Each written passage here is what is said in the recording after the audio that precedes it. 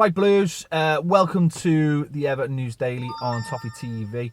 It's a stripped-back version. It's a Friday. It's wear your own clothes day. We know the score. Everton about to take on Dresden in the Dresden Cup.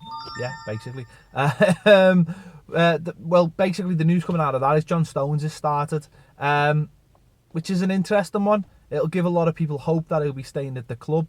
But if the rumours are to be believed in the last few days, he is close to a move to City, or certainly City are prepared to spend the money on him. So, it'd be interesting to know the thinking behind the deal, whether behind the move to play him, whether that's simply a tactic to show Manchester City that he's very much still in the thoughts of Ronald Koeman if he doesn't move to Manchester City, and Everton won't be bullied on the price and won't be moved on the price. So that's an interesting move. We'll see how that goes on. I know a lot of people will be saying, well, he's still an Everton player, so it doesn't really matter, does it? It doesn't matter. He's an Everton player, so therefore he should be playing. But you would think that if he is close to a move, then you are blocking someone else. But saying that, who else is there? We haven't got that many centre defenders at the moment, so maybe it's a case of just playing him. Let us know in the comments what you think. If he is on the verge of a move, do you think there is any point to playing him, or do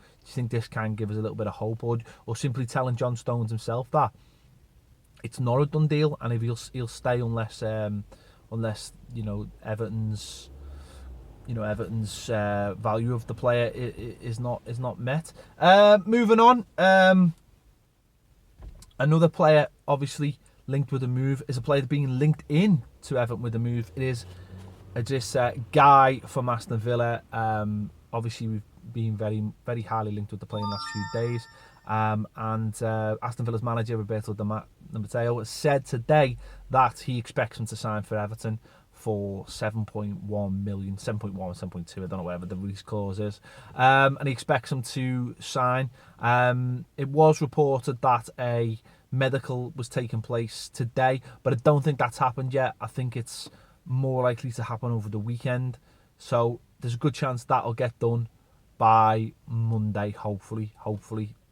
Fingers crossed that is going to happen by Monday anyway. So that'll be the first outfield player through the door, and hopefully not the last this pre-season, as we ramp up to the start of the season in just over 2 weeks' time.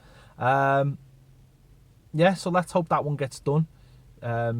Senegalese midfielder who runs around a lot. Kante's stats have been thrown at you, and this guy's got just a little bit below Kante's stats. So let's hope he comes in and can do a job for us. What else have we got in the news today? It looks like Omar Niasse is finally on his way to Turkey, to Galatasaray. I think the link with Galatasaray is that his old, sorry about the sound effects in the background, his old coach, I think, from Russia is the manager there. So I think that's what the link is. It looks like the clubs are getting closer to sorting that deal out, and obviously he's not in Germany, he wasn't in the squad. So let's hope that can get sorted out in the next few days, and he can get on. He can get on with his career away from Everton Football Club. Finally tonight, interesting tweet from Joe Anderson tonight. Basically saying there was going to be an announcement next week, possibly next Tuesday, I think he said, referring to the Commonwealth Games bid that he's been putting together. Now, as you'd imagine, any Commonwealth Games bid would need a stadium. Now, let's be honest, Liverpool is not a city that could have 2 football grounds and another really large stadium. It would be pointless. It would be absolutely pointless. So you would imagine that would be tied in with Everton in some way. Now, I think they're looking at 2026 as the date. I think that's what they're looking at anyway. Now you can imagine. Now for an Everton fan, that would seem quite a long way away. But there's no reason why Everton couldn't be in the stadium long before that, and then it become the Commonwealth Games Stadium. It doesn't have to be a brand new stadium. I don't think it has to anyway. unless there's something in the rules, I don't know. But you can imagine Everton could be in the stadium and it could easily just become the Commonwealth Games stadium, because you wouldn't think that Everton are going to wait 10 years for a new stadium. So we'll wait and see on that one. We'll wait and see. That'll be an interesting one. It's, you know, at the moment it doesn't mean it's anything to do with Everton, but you would imagine there would be some kind of tie-in with it with Everton. And if it is with the Commonwealth Games, you would imagine it would be the docks. You would imagine that the Commonwealth Games wouldn't be stuck out in Croxteth on the edge of the city. They'd want it, you know, if anyone's seen Glasgow and how they had it and how they had it right on the river and, you know, everything's together, you'd imagine they'd want it in an area close together. The only thing I would say is that there's probably more room in Croxteth for more things.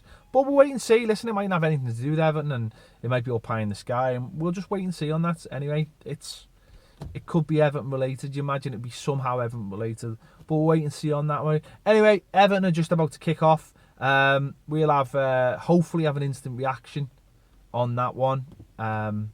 Hopefully, we're all in different places tonight, so it's going to be different, and I don't know, maybe Jake will do it for us.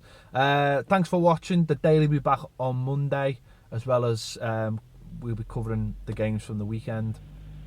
Thanks for watching Toffee TV. We'll catch you later.